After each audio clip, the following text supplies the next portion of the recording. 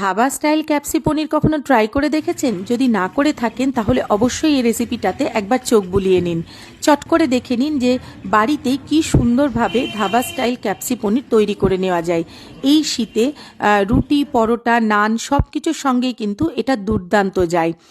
তার জন্য আমি এখানে হ্যান্ডমেড চপারে নিয়ে নিয়েছি পেঁয়াজ, নিয়ে নিচ্ছি বেশ খানিকটা ক্যাপসিকাম, আর নিয়ে নিচ্ছি কাঁচা লঙ্কা।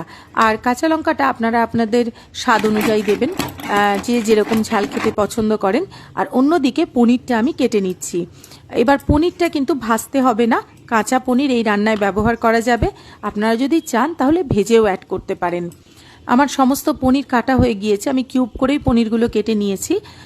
তারপরে এই রান্নাটা কিন্তু যদি ঘিতে পুরোটা করতে পারেন তাহলে খুবই ভালো হয়, আর যদি না করতে পারেন তাহলে সাদা তেলের মধ্যেও অল্প একটু ঘি মিশিয়ে রান্নাটা করবেন, এতে কিন্তু স্বাদটা দুর্দান্ত হবে।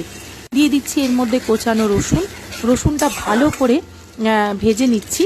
তারপর এর মধ্যে দিয়ে দিচ্ছি পেঁয়াজ কুচি আর ক্যাপসিকাম কুচি আর কাঁচা লঙ্কা, যেটা আমি চপারে একদম মিহি করে চপড করে নিয়েছিলাম। তারপর এখানে চলে যাবে হলুদ গুঁড়ো, শুকনো লঙ্কার গুঁড়ো আর ধনে জিরে গুঁড়ো।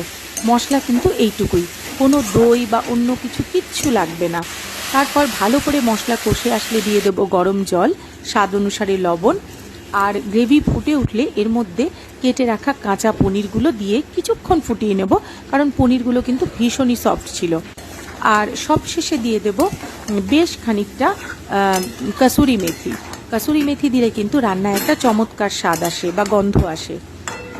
তারপর ব্যাস আর কি, একদম সবশেষে ধনেপাতা দিলেই তৈরি হয়ে যাবে দুর্দান্ত স্বাদের ধাবা স্টাইল ক্যাপসি পনির। কেমন লাগলো আমার রান্না অবশ্যই কমেন্টে জানাবেন।